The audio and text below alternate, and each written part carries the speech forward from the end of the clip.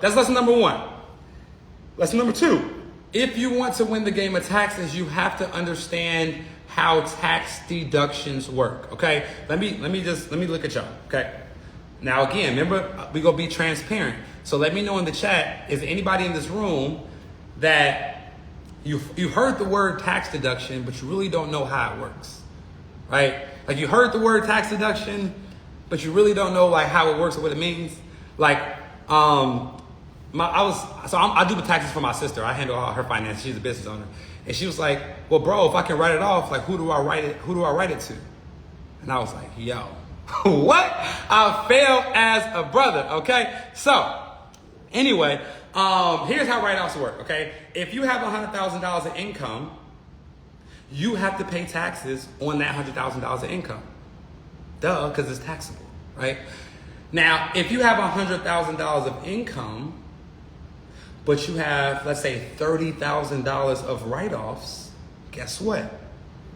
You only have to pay taxes on the $70,000 that's left. Okay, so if you got $100,000 of income, but $30,000 of write-offs, you only have to pay tax on the $70K that's left, not the whole $100,000. So if you think about it, the more tax deductions you get, the lower your taxable income. The lower your taxable income, the lower your tax bill. So the more tax deductions you get, the less taxes you pay. So the question is,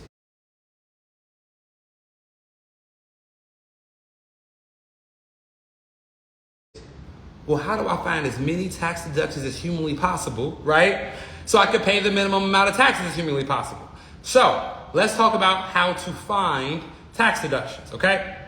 Now, here's how you find tax deductions. You have to understand what qualifies as a tax deduction. Now, this is a screenshot from the IRS's tax code. This is not what Carter thinks a tax deduction is. This is what the IRS says a tax deduction is, okay? It says, allows a deduction for all ordinary and necessary expenses paid or incurred during the taxable year in a trade or business. What does that mean in English, though? If you're a business owner, if you have a business, any expense that is both ordinary and necessary to operate your business is tax deductible to you, the business owner. Okay? Now let's do some examples because I think this will help bring the point home. Okay? So if I'm using my cell phone, right? If I'm using my cell phone to call my customers, if I'm using my cell phone to call my clients, if I'm using my cell phone to call my employees, if I'm using my cell phone to go live, if I'm using my cell phone to post content for my business, would my cell phone qualify as ordinary and necessary to operate my business? Really? Everybody's saying yes. Okay, cool. So that means I get to write off a portion of my cell phone, right? Now, all of it, a portion. If I use my cell phone 80% business and 20% personal, I get to write off 80% of the cost of my cell phone.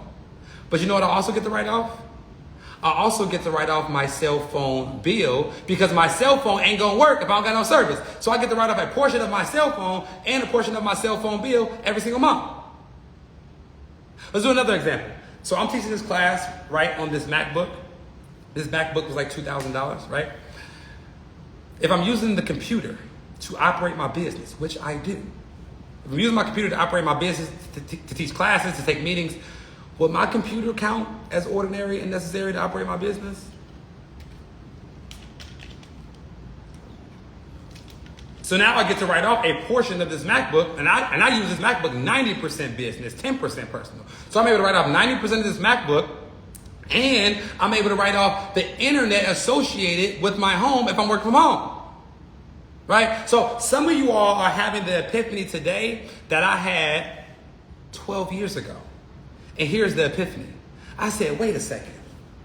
You mean to tell me that majority of my personal expenses I'm already paying for anyway. You mean to tell me that majority of my personal expenses become tax deductible business expenses the moment I start the business? Did anybody else have this epiphany? Drop yes in the chat if you have this epiphany. You're like, wait a second.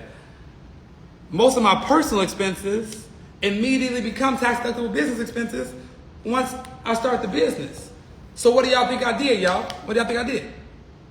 I quickly started the business, right? You don't have to tell me something works and for me not to work it. If it works, I'm working, right? So would it be helpful if I showed you all how to eliminate $100,000 from taxes using tax deductions? Like, let me know in the chat. Would it be helpful if I showed y'all a quick illustration on how you can eliminate $100,000 of income from taxes? Okay? All right, let's get into it. Let's get into it. Let me know in the chat when y'all can see my screen. And if you're on Instagram Live, you can't see the screen, so you just got to go on the link in my bio, and you'll be able to see the screen I'm sharing with them. So link is in my bio. It's free. Just come join the room. Okay, cool. So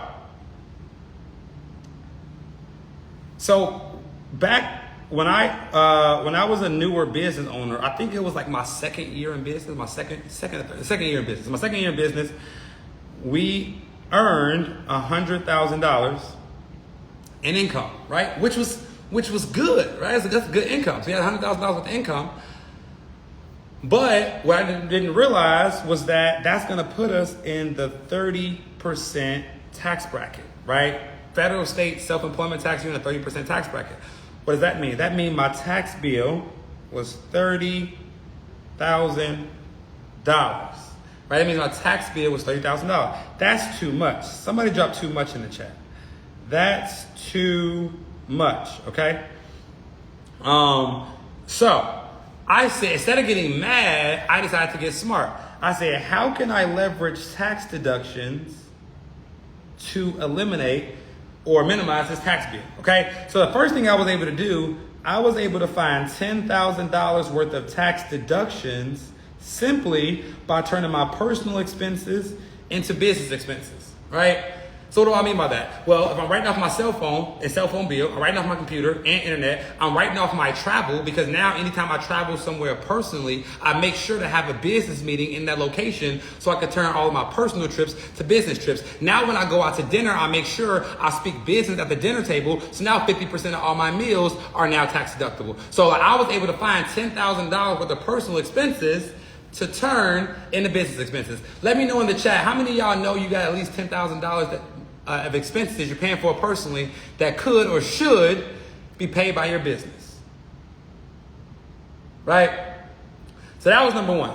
The second thing I did was I took advantage of something called the QBI deduction, the Qualified Business Income Deduction. Remember how I told y'all that the tax code was made to benefit entrepreneurs, right?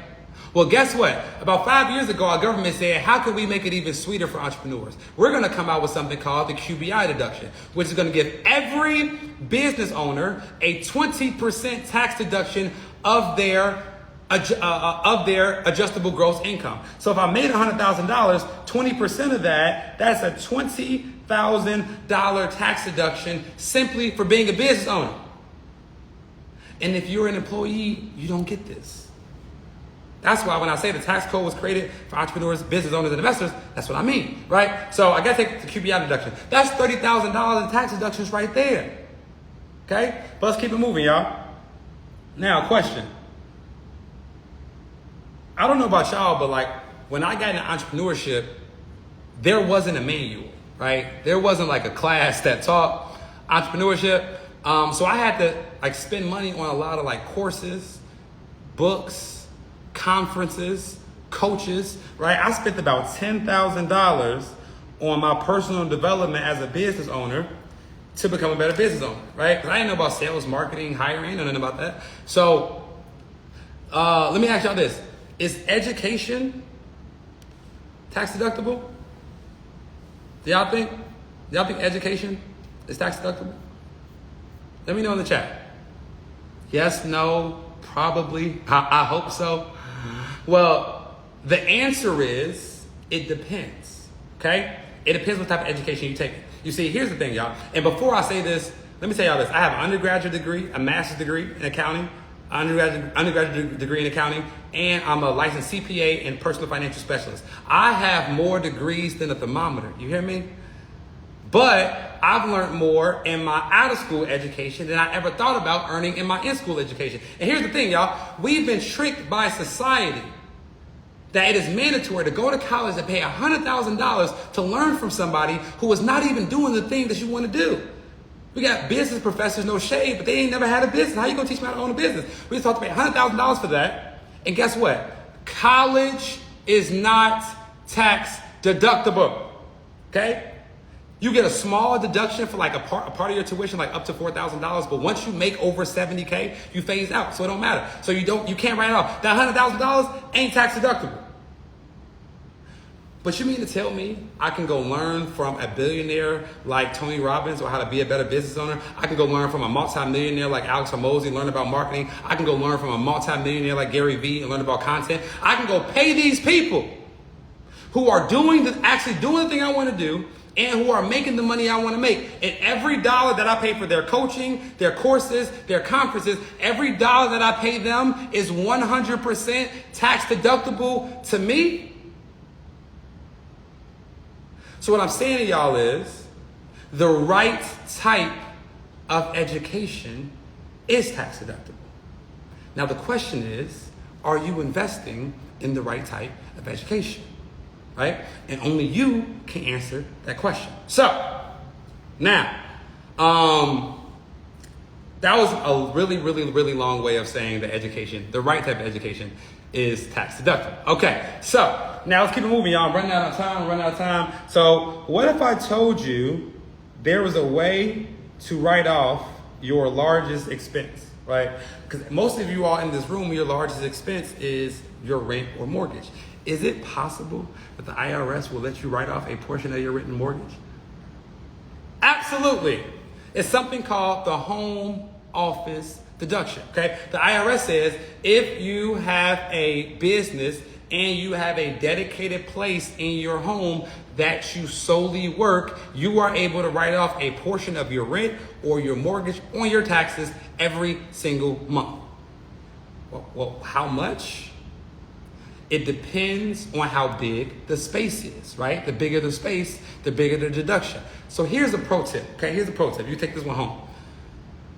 If you live in a home with multiple bedrooms, why don't you turn the master bedroom into your office and turn the secondary bedroom into your main bedroom? That way you get a bigger deduction because you're using a bigger space. Okay? And I was able to do that, and I was able to write off 25% of my rent on my taxes every single month. And my rent was $4,000 a month. That means I got a $1,000 per month tax deduction times 12. That is a $12,000 tax deduction for working from home. And some of y'all have been working from home since COVID, which means you've been missing out on this deduction the last 4 years. That's crazy, right? So you can write off your rent and mortgage, all right? And here's the thing, y'all. Ignorance is not bliss. Like, I know our parents are trying to protect us, but ignorance is not bliss. Ignorance is expensive, okay? And not knowing, especially about money and taxes and investing, is costing you a lot of money, okay? So let's keep it moving, y'all. Let's keep it moving. I got two more. So vehicles, right? Vehicles. Some of y'all in this room have vehicles, right? Rock and Ron, I love it too, okay? Some of y'all have vehicles, right? Now, is there a way you can write off your vehicles in your business? Yes, the IRS says if you use your vehicle in your business, at least 50% or more business use, you can write off your vehicle in your business, right? So if you use your vehicle in your content, if you use your vehicle to pick up clients, to go from home to the office to somewhere else, that counts as business use. If you use your car 50% or more business use, you get to write off a portion of all expenses associated with your vehicle. So you get to write off a portion of your interest on your car note, a portion of your lease payment, a portion of your car insurance, a portion of your parking, a portion of gas, repairs, maintenance, license, oil changes, all that, right? Not to mention an expense called depreciation. Everybody just drop the word depreciation in the chat, please. This is this is something you gotta take home with you, okay? Get this. The IRS says, because a vehicle is the depreciating asset, and we know that, we're going to give you a tax deduction tomorrow. We're going to give you a tax deduction today for your car losing value tomorrow. Excuse me?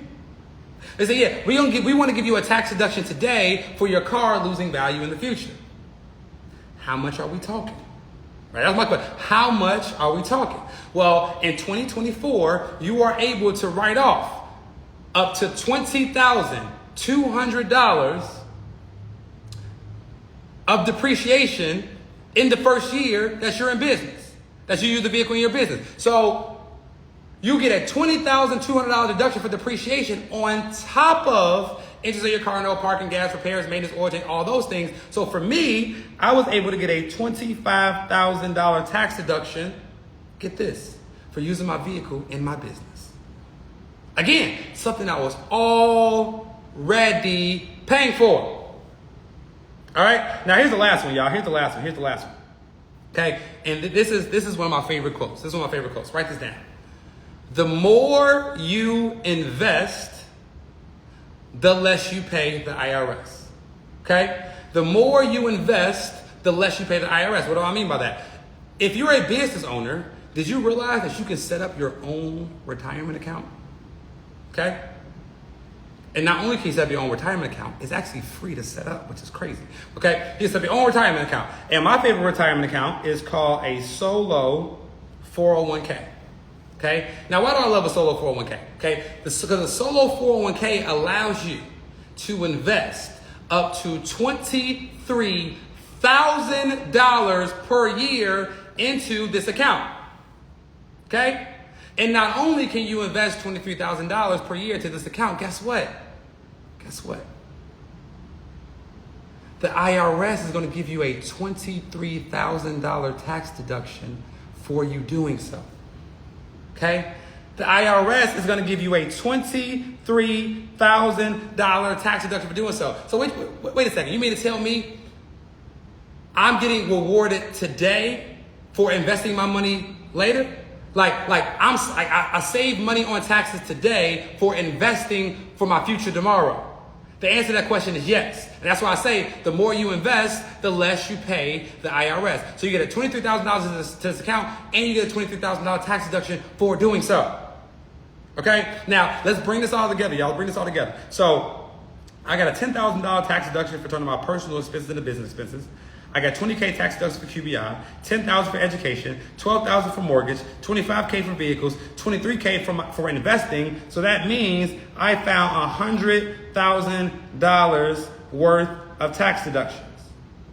Okay? But wait a second. If I had $100,000 worth of income, but I also have $100,000 worth of tax write-offs, what does that mean?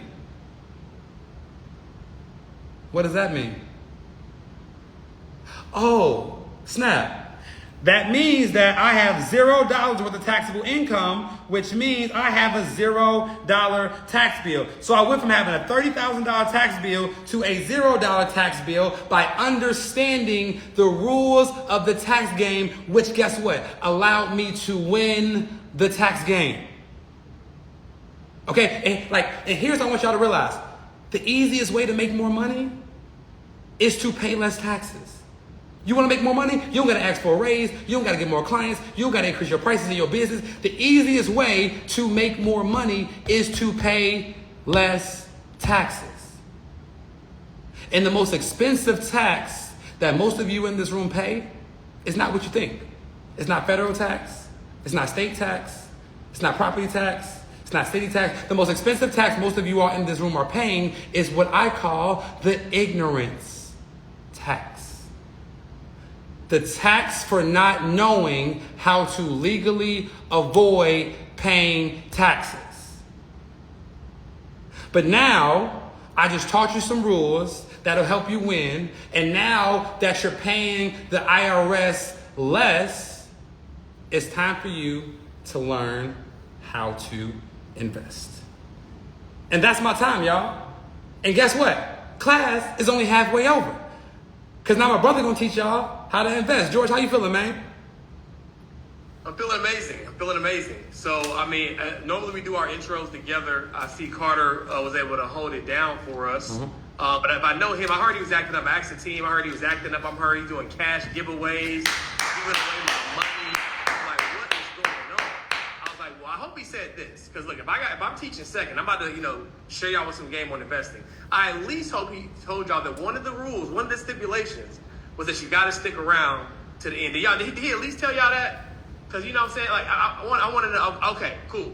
Because I was getting text messages from the team. I was like, I know you couldn't make it to the intro on time. Carter's in here going crazy. He giving away money. Like, I don't know what's going on. So I just wanted to make sure at least if we giving away, what is it? How much did they say? $500? 500. I was like, can they at least stay to the part of the criteria? But anyway, drop tax free in the chat, y'all. If that was fire, I got a chance to catch most of it. Obviously, I've heard it, a few times, but it always resonates with me because Was that helpful, y'all? Let me know in the chat. Was that helpful? Did I help anybody out? Did I do my part and give y'all a little bit of game? Let's go. Now, class is only halfway over. So if you want to get in the classroom, you can go to the link in my bio. You can watch the rest of the class. But some of y'all like Carter, like, I want to watch the rest of the class. How can I?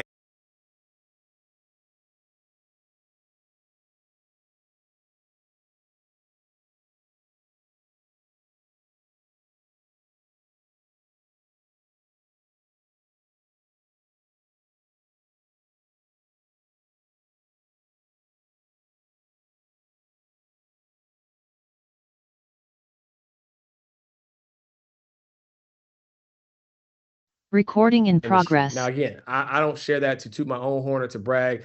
That's not what I care about. It's just so that when Carter, I'm sure, gave you a little bit of insight to who he was and what he's achieved, that probably let your guard down a little bit. And I hope that he proved to be true, right? And I want to do the same thing so you guys can really walk away with some tangible nuggets. Now, here's the thing. Execution is on you. If it was just about information, we would all be billionaires with six packs. How many show of virtual hands have we saved some stuff on Instagram? You know how you can do that, the little save feature, but we haven't did nothing with it. We screenshotted some stuff. Ooh, I'm gonna do that. Haven't done nothing with it. We jotted some stuff down on our phone notes. Haven't done nothing with it, right? So it's not about information. We all got access to different types of information. What really is gonna move the needle for us is execution. So what I'm asking you today, if you were here, it's almost 600 people in this room right now, and I know it's some people are gonna come because people be showing up late. Right? It's football Sunday, so people had to, put the TV on mute. But if you showed up, all I'm asking you to do is take something that you learned today and execute on it, right? And in the spirit of transparency, I think Carter might have showed y'all the other side of transparency, right? And how much a couple of his business was able to make a few years ago.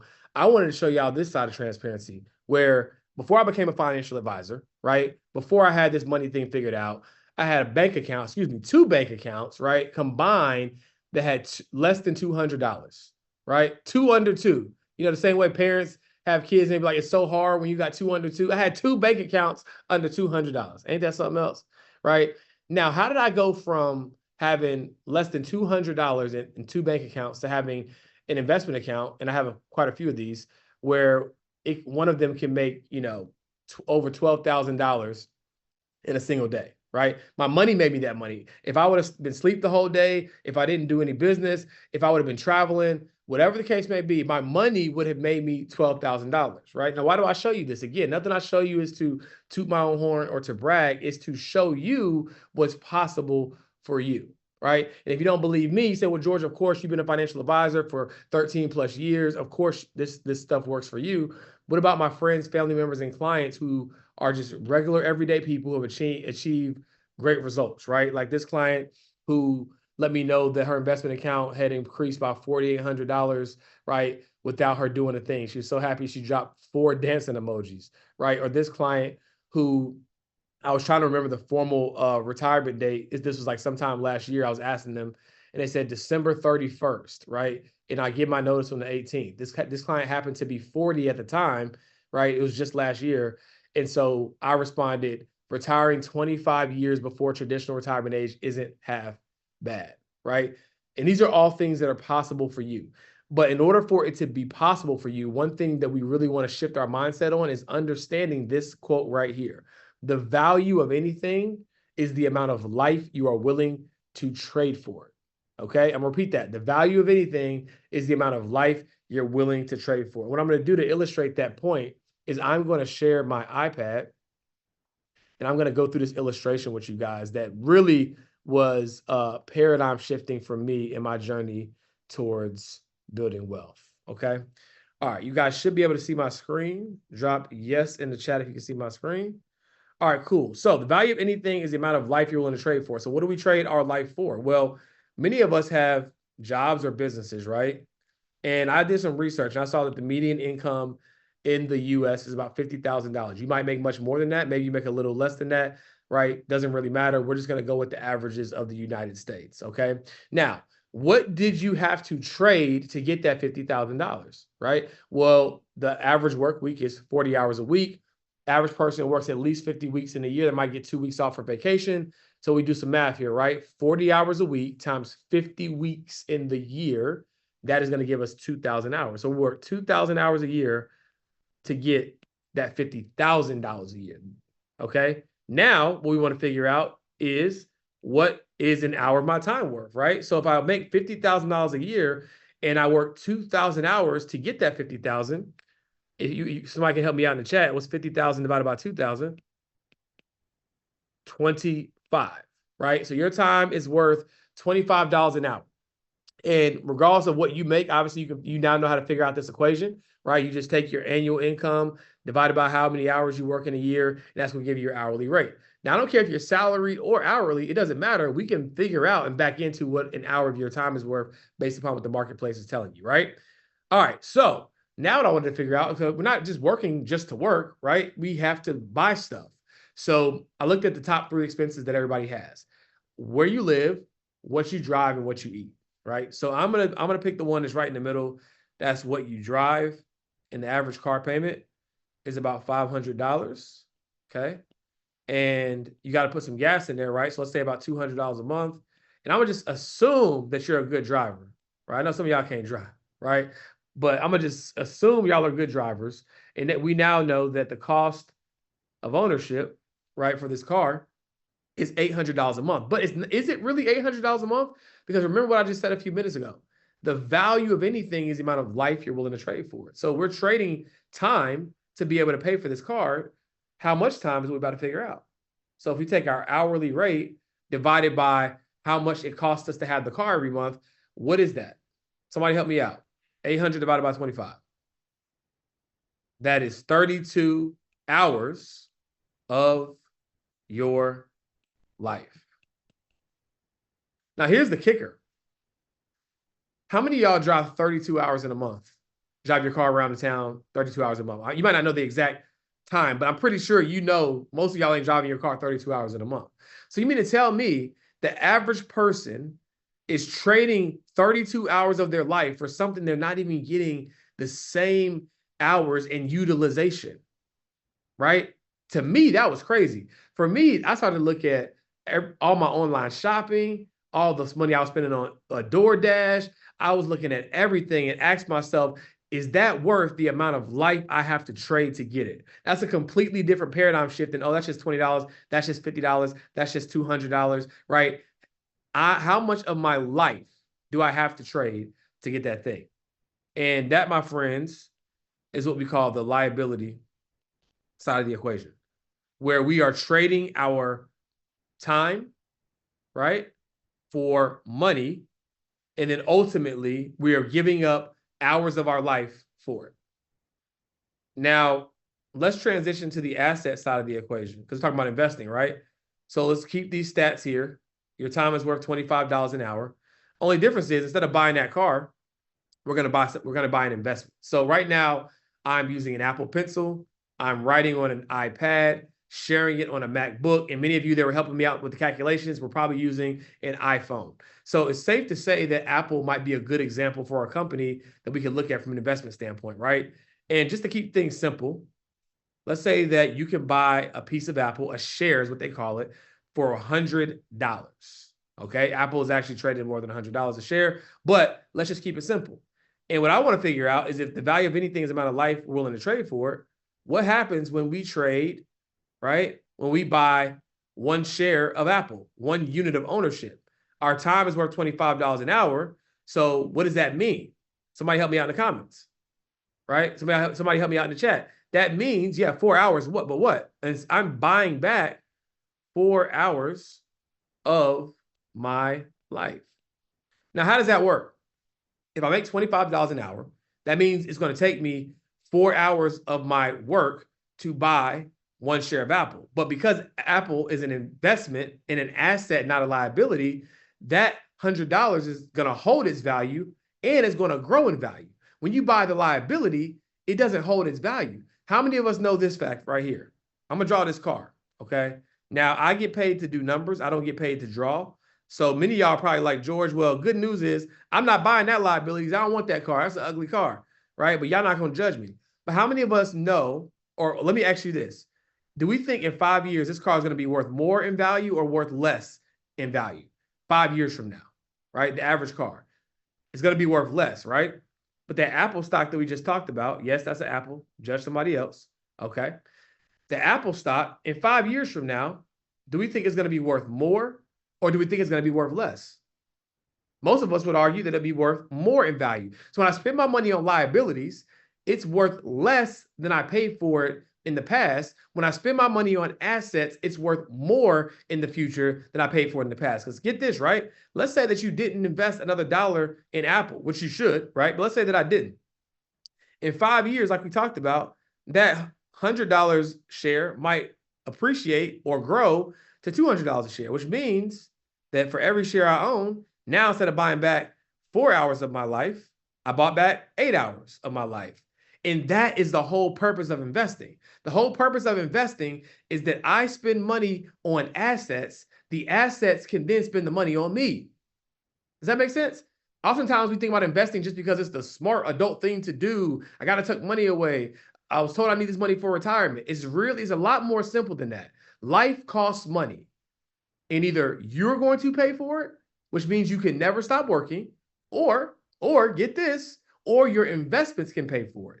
That's how it works. But here's where people get it messed up. They think that just because they turn an arbitrary age at some point in the future, oh, I get to retire, I paid my dues. That's not how it works. You get to retire once you have enough money invested, and that money can then cover your lifestyle expenses. Does that make sense? Let me know in the comments if that's making sense. Okay, very good. Now let's get into the main course. That was just the appetizer. Okay, let's get into the main course. All right. So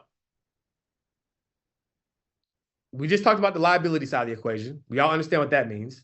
We now understand what the asset side of the equation is, right? And now we should understand that every asset that you own is a second, minute, hour, or year towards buying back your time. But one of the things I really need you guys to unlearn here today, I got to move some stuff out the way. I got to shovel some stuff out the way so y'all can really get this. Retirement has nothing to do with age, right? Has absolutely nothing to do with age. Y'all should understand that now, right? It has everything to do with assets. But here's the issue. Most people were taught the 40-40-40 plan, whether they knew it or not. You work 40 hours a week for 40 years of your life, and if you do everything right, you can live off $40,000 a year in income. All right, so we already know the first 40. I just talked about that a couple minutes ago. We work 40 hours a week. Now, how did I arrive at the second 40, where you work 40 years of your life? Well, the average person, right? I always do research before I do these presentations. The average person starts working, has consistent income in or around 25 years old, when they're 25. It doesn't mean that's your dream job, right? Maybe you start a little bit younger. Maybe you start a little bit older. But the moral of the story is by age 25, right, you won't stop working until you retire. Now, does anybody know the traditional retirement age in the United States? It's about age 65. All right, so let's do some quick math. Okay, well, if I start working at 25, right, and the average retirement age is 65, what's 40 plus 25? 65. So 40 is the number of years that I work before I get to retire, but you only get to retire if you do everything right. Now, what is everything right by traditional standards? Let me know in the chat, say me in the chat if you've ever heard this before, something like this before on the internet. Invest $400 a month into the stock market and earning about 7% a year for 40 years, and you'll have $1 million in retirement. Anybody ever heard anything similar to that? I know I have, right? The truth is they are not wrong. The problem is that's too long. Some of y'all probably already feel like you're a little bit behind on this. Maybe you didn't get the information. They dang sure didn't teach us this information in school, right? So we don't have 25, 30, 35 years to wait to retire following this old, outdated plan that doesn't work because the average retirement account balance is only $135,000. So that means that this plan isn't working, right? Now, how did I arrive at this last 40? Because if you have $1 million saved at retirement, even if you did everything right, that $400 a month for 30, 40 years, and you got to the $1 million number, guess what? There's a rule called the 4% rule because you don't want to get to retirement and run out of money. So there's a stat that says if you only withdraw 4% of your portfolio value each year, you will most likely not run out of that $1 million or whatever your number is at retirement. But if your number was $1 million and you did everything right, what's 4% of $1 million? $40,000 a year. So, well, you need to tell me I did everything y'all told me to do. I invested in the stock market month over month, year over year, right? Worked 40 hours of my life. 40 years of my life, 40 hours a week, relentlessly, only to be able to live off $40,000 a year in income so I don't run out of money? Come on, man. There's got to be a better way, right? Drop better in the chat if you think there's a better way. And that's exactly why you're here today. But I just want y'all to know how this system is set up and the reason why most people don't win. Okay? Now, if you want to find your number, though, because at the end of the day, we now know retirement has nothing to do with age. It has everything to do with assets. If you wanted to find your number, though, right? Well, how would you find your number? Well, first and foremost, you figure out how much money do I need each month to live the lifestyle I want to live. Then you multiply that monthly number by the annual number, right? So let's say it's $5,000 a month times 12. That's going to give you your annual income need. And then you multiply that number by 25. And then once you have 25 times your annual income need, then you have your freedom number, right? The problem with that is, it's just like, well, how long is it going to take me to get to that number? Now, depending upon who you are and what you do, now that you have this information, it might not be that hard, right? You just didn't know what you didn't know. This is what it looks like for the person who's okay with, having about $3,400 a month. If you need more than that, you can just plug in different numbers and you now know how to calculate your freedom number, right? But can I share something with you that most financial advisors won't share with you? Most financial advisors will try to tell you all about the returns and you need to get 15%, 20% or whatever. Actually, they won't. They'll probably tell you 7%, right? Like most people online, right? But here's what I realized. I realized that the most important asset class to invest in before investing in anything else is investing in yourself, right? Because your income is going to give you the greatest ability to invest more money, right? And that's a lot more controllable than the returns you're going to get in the stock market, right? So the reason why the average person has to wait 40 years to retire is because the average person makes $50,000 a year. And if they do everything right, they may be able to invest 10% of their income, and that's $5,000 a year. Multiply that by 30, 35 years, voila, you get to your $1 million number.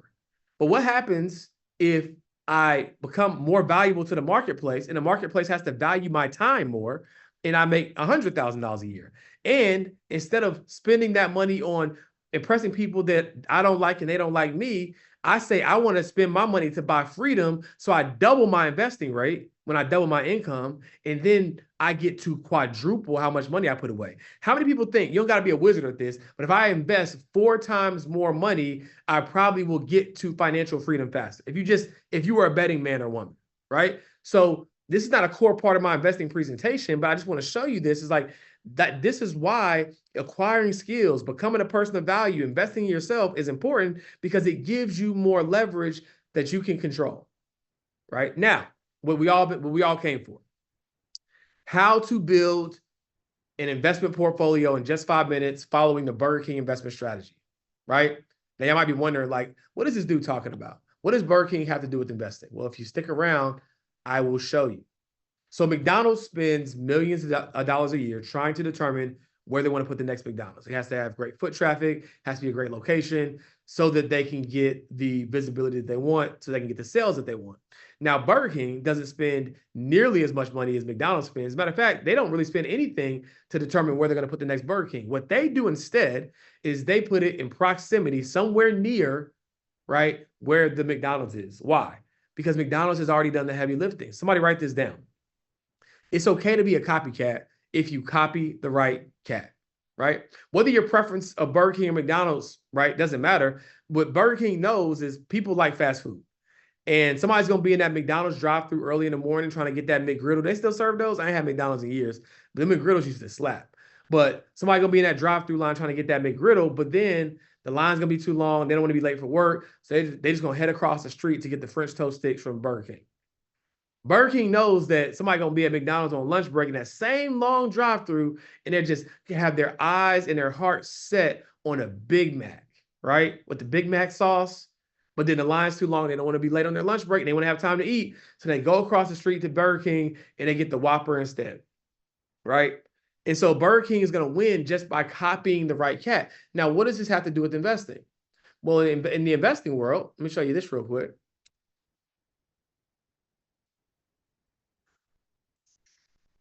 One second.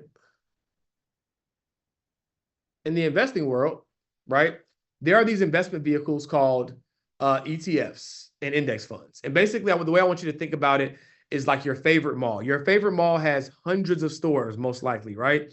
And if 2 or 5 or 10 of those stores are not doing that well, or if the stores even close down altogether, does anybody in this room think that the whole mall is going to close down? Absolutely not, right? And an index fund and the ETF is the same way. Vanguard has done all the heavy lifting. They're McDonald's in this example. They've done all the heavy lifting. They spend tens of millions of dollars in research every year trying to figure out all the stores that need to be in the mall, i.e., all the investments that need to be in this particular investment fund. And guess what you get to do? All you get to do is copy the right cat and hit the buy button. And if you did that in 2024, your investment account would be up 21.78% just by hitting the buy button, not by being an investment expert, not by knowing what the next hot stock is, just by copying the right cat, by the people who are already spending tens of millions of dollars in research, have a team full of analysts, manage trillions of dollars in assets. And this is what they do all day long. And they say, you know what? You can invest in our fund for a measly expense ratio of 0.03%, right? Because they have something called economies of scale. Because they manage so much money, that 0.03% means a lot to them, right? If they can get as many customers or clients as possible, right? And congratulations, if you did nothing else, you'd be good money. You now have an investment account for 2024 alone that's up 21.78%.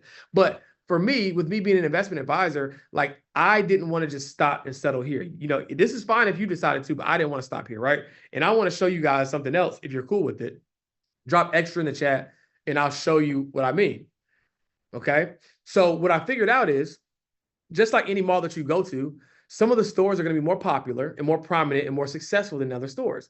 So do you think that in this S&P 500 ETF that there are probably some companies that are performing better than others that are influencing this 21.78%, right? So I said, okay, well, what is this fund made up of? What are all the investments in it? What'd you know? For free, right?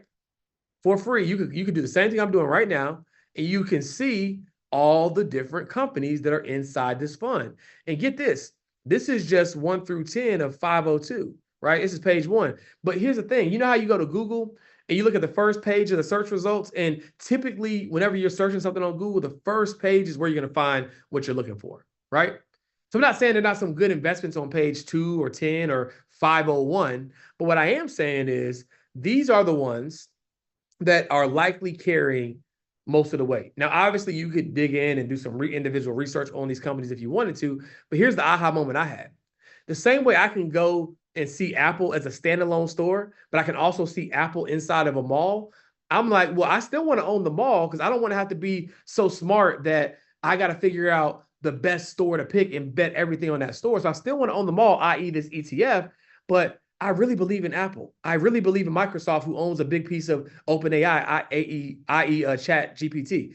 I'm hearing all these great things about NVIDIA. I buy Amazon every single week, and my husband is tripping about. Like Facebook, everybody uses it. So these are companies I'm familiar with that I believe are going to be successful for the long term. So if I had, let's just say $10,000 to invest, maybe it might make sense to invest $7,000 into buying this ETF, but then maybe $3,000 I bought some of these companies individually outside of the mall. Now, let me show you what that meant for me in my investing journey. right? So I'm gonna share my slides again. And this is what it meant for me. So let me just show y'all this. So what you're looking at right here is my personal, right, investment account compared against one of the investment funds I just showed you, the S&P 500, right, 51.24%, and Berkshire Hathaway, right, is actually Warren Buffett's investment fund, and these are a few other popular ones, right? Now, why is it that George is beating these guys by a long shot? It's because of the strategy that I just told you. I bought them all, i.e., I bought the investment fund, but I also bought some of the top performing individual companies so that I could get more of a benefit from the growth of those companies. Does that make sense? And that's how I was able to win. Now, I've just showed you two ways on how you can accelerate your wealth building. But again, y'all, I told y'all I'm extra, right? I want y'all to get there as fast as possible. So I'm going to give you another strategy that I like to call the triple dip strategy, and how you can invest the same dollar 3 different times. Okay. Now, the first thing I need you guys to understand before I get into this is that we got to understand the difference between debt and leverage. Okay. Debt is what we talked about in the beginning of this discussion. Debt is when you spend money on something you can't afford, and then by the time you pay it off, you pay more in interest than when you originally got it. That's why people don't like debt, right? Leverage is when I use borrowed money to buy an investment, right? So instead of buying a liability, I buy an investment, and I believe that my return is going to be greater than any interest that I might owe on the borrowed money. That's why I'm borrowing it, right? That is the difference between debt and leverage. And understanding this is paramount because this is going to be a key ingredient into you speeding up your journey towards financial freedom. Now, I know Carter showed y'all how to save a good amount of money in taxes, right? And so some of y'all are going to be able to go back, save this money, and now you're going to, even though I don't know how much money is in your savings account right now, I don't know how much money you make, I know for a fact that minimum, with the money you're going to start saving in taxes in the future, you're going to be able to invest more. And I think most of you might be able to invest upwards of $30,000, right? Because I saw how much money Carter helped y'all understand how y'all can save in taxes. Now, you got two choices. You can take that $30,000, right, and invest, like I just taught you, leveraging the Burger King investment strategy. And then you could borrow from that $30,000, and now you got $15,000 that you can use to go buy another investment. That's great news, right? I got $15,000 invested in the stock market. Now I got another $15,000 invested in something else. That's amazing, right? But what if I told you there's something even better than that? You could invest that same $30,000, but because that investment institution sees that you have the collateral, what they will be willing to do is literally give you a line of credit, right, based upon the value of your investment account. It would be no different than if you had a home and it was worth $200,000, it grew to $400,000, and they say, you know what, you have equity in your home, so we're going to give you a home equity line of credit. You have equity in your stock portfolio, so we're going to give you a portfolio line of credit. Now, why is this extremely powerful? Because in this version, you get to still keep the $30,000 invested, but in addition to that, you get a line of credit for $15,000 without having to disrupt your $30,000. Okay? And this, my friends, is how you become your own bank, because you get to do this with no credit check and no application. The reason why they're giving you the line of credit is because they see that you have the collateral, right? They see that you have the $30,000 invested or however much money you have to invest. And they're willing to give you a line of credit because most financial institutions are in the business of lending. They're in the business of making money. They're hoping that takes you a long time to pay them back. They're hoping that you're like most people and you borrow money to buy liabilities. But you're not most people after coming to this class. So just so y'all know, I'm not making this up.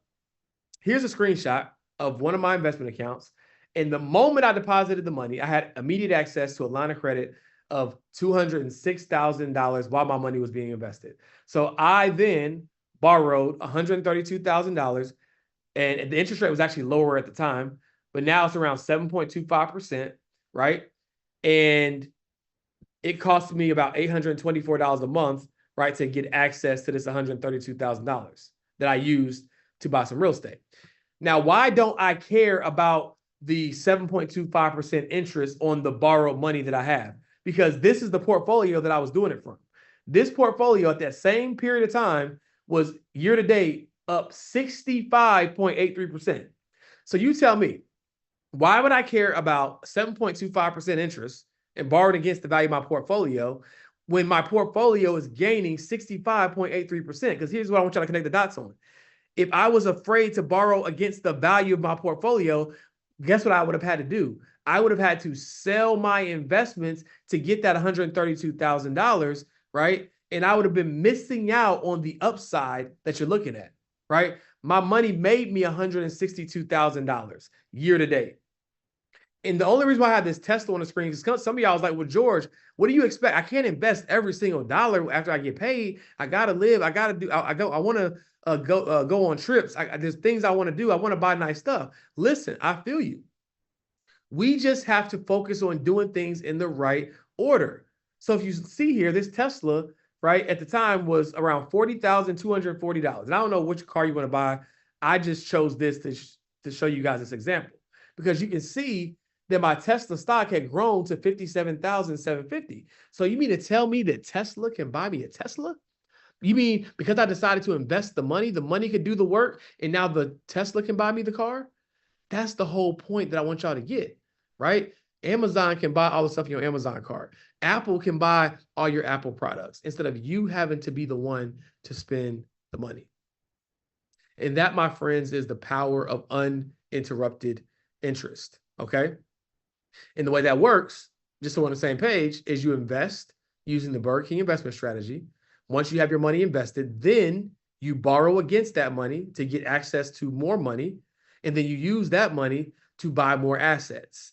It's the infinite money glitch that most people don't even know. It's the same reason why I was able to buy this rental property without having to sell my investments so that now my stock portfolio can grow and, right, I can acquire assets like this that produce cash flow.